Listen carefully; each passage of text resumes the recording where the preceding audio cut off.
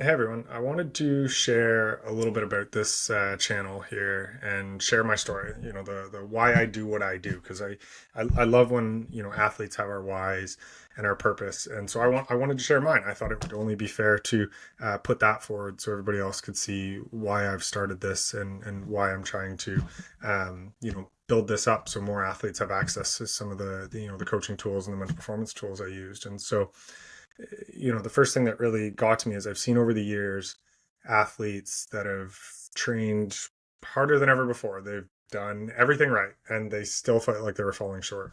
I can tell you because that was me for years. Years. I missed race starts because I pushed too hard in training.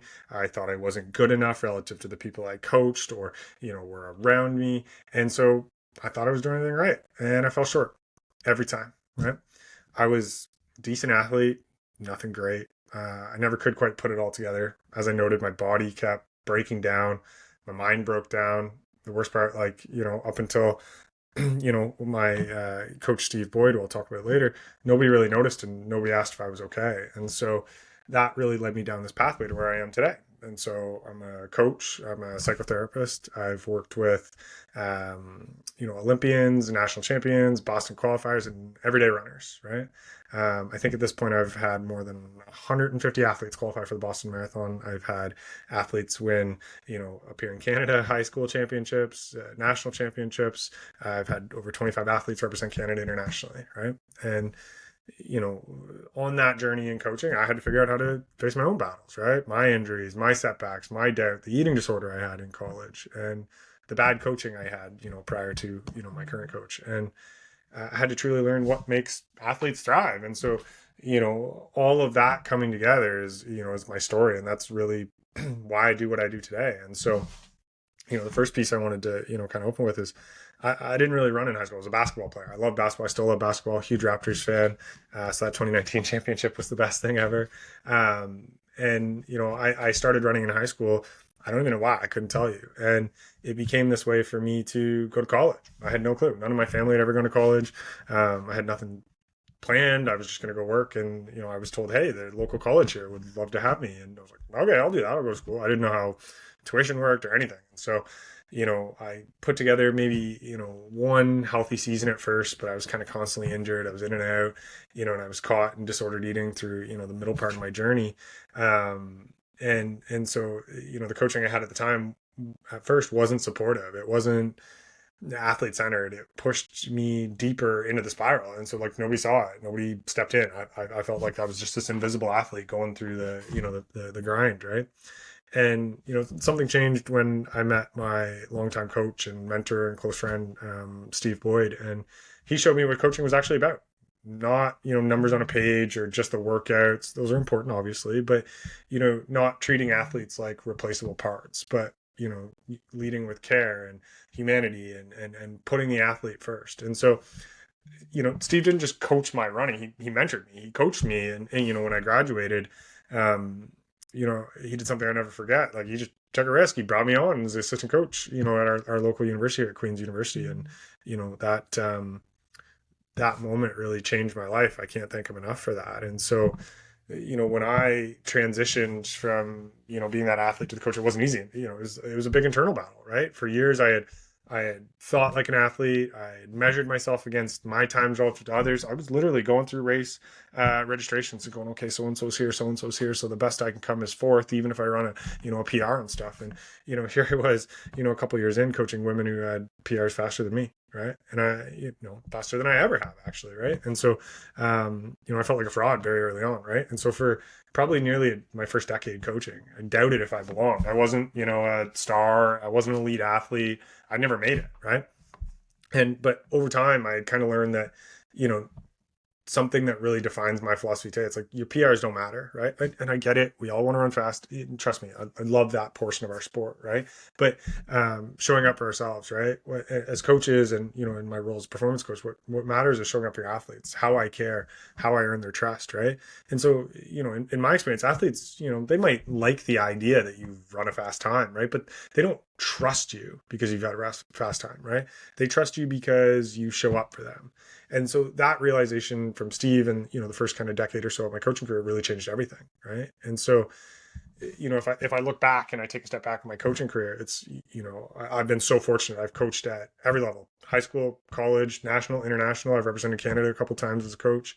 And, I look back and see very distinct things that I, learned at each level. And, at the high school level, high school and elementary, let's say, I really learned that talent is everywhere, right? And if you create the right environment, if you nurture the right culture, and if you do all those things right, individuals flourish, right? And so I saw athletes all the time, every year, with modest beginnings turn into provincial and national medalists and champions, because we created a team that believed in each other. We had this belief effect, right? You could look up and see the guy or the gal in front of you who did what you want to do. And it was like, oh, well, if I just do this, I can do that. And it was really cool, right?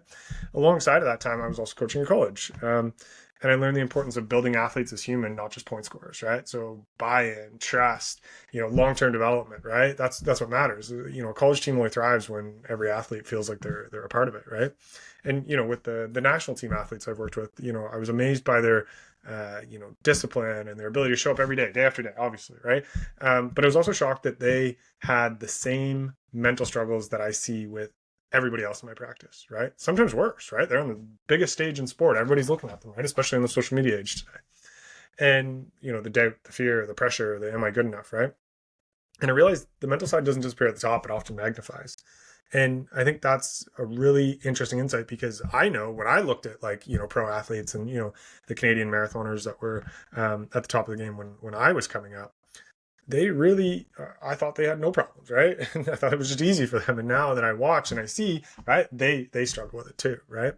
And so, now if I look, kind of a little bit more current here, I work with everyday runners and triathletes, and I get to bring that all together every day. Like I always say, I'm the most fortunate person in the world that every day I'm talking to high performing athletes, right? I'm talking to everyday individuals trying to, that relentless pursuit of excellence, everyday athletes who are just going through the grind, right? And so I like to think of it as I have these 15 years of wisdom, thousands of athletes coached from, 800-meter to the marathon, on the trail side, triathlon pros, and everything from Olympians to age groupers, right? And I pack all that into every session, every training plan. And here's the truth, the principles are the same, right? Build trust, create a really good plan, right? Care about the person. And that's when I see breakthroughs, both on the mental performance side and on the technical and tactical coaching side.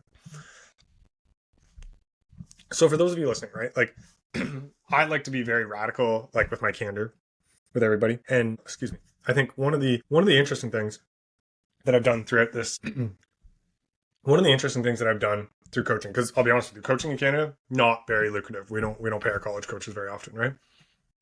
So I've always had this entrepreneurial streak, and I guess that's, what's kind of bringing me here today, right? And so, I want to build something that people get something out of, right? And so in this domain, it's information sharing, right? And so, there's a couple of cool ventures that I'll share with you, because I failed a frig of a lot while I was going through. The first one was I owned a pizza franchise. So think Domino's for American listeners, right? I earned that when I think I was 22 when I bought that, right?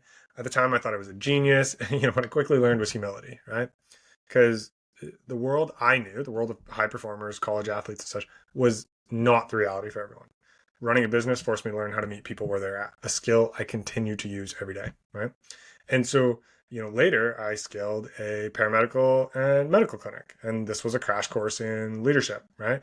And, the scaling the realities of healthcare. And more importantly, it showed me something quite profound as, a paramedical practitioner and a business leader, was that the struggles that patients face aren't different from the struggles that athletes face. So whether, as a massage therapist, I had athletes on the table that were injured, in pain, the mental chatter, the confidence lost, right? And so I saw that everywhere.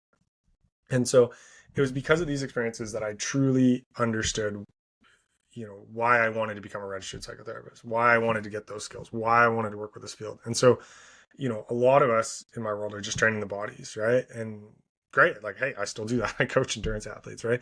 But I find, more and more that athletes are coming to me, not just for the technical, the X's and O's, but helping people through the mental battles that they go through, the grind, the struggle, the day-to-day life that they're going through. And so, when I look back at, my education and how I kind of bring everything together, I like to think I'm in a really cool mix. I'm in a cool place, right? So, I got an undergraduate degree in kinesiology. Within that, I did my certified strength and conditioning coach. I then went on to be a registered massage therapist. I spent 12 years under, one of the best coaches in Canada who's had success at every level. I've toured around, right, and been able to see coaches and athletes at a very high level across North America. And then I added the mental game, right? And so every piece that I've picked up along the way, thanks to every coach who's talked to me, an integrated support team that's talked to me, gave me a new lens, right? And the way I look at it is I don't want any of those lenses to stand alone, right? And so uh, when I show up, my virtual office here, every day, it's a synthesis of that coaching, right? That therapy, that science, that business, and I pull from all of it. And I think that's what makes, my approach super unique. I think that's what hopefully will come through in these conversations. I hope that's what gives everybody listening pieces to take away, right? And so those 15 years from coaching grassroots to Olympians, Olympic hopefuls, working on the mental performance side with Olympians and everyday people, years of education, years of entrepreneurship, it all integrates into one mission. And it's been my central mission that took me a long time to realize and articulate, which is helping athletes achieve things that they never thought were possible, right?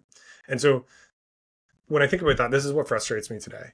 It's the noise, the influencers, the fads, the oversimplified debates of like zone 2 versus HIIT training, as if like training was reduced to one magic answer. I think a lot of these people haven't studied the sport. I don't think they've seen what works at a very high level continuously across people, across events, across decades, right? And so the truth that I see is every high level athlete that I've worked with, be it on the coaching side or the mental performance side, does a little bit of everything, right?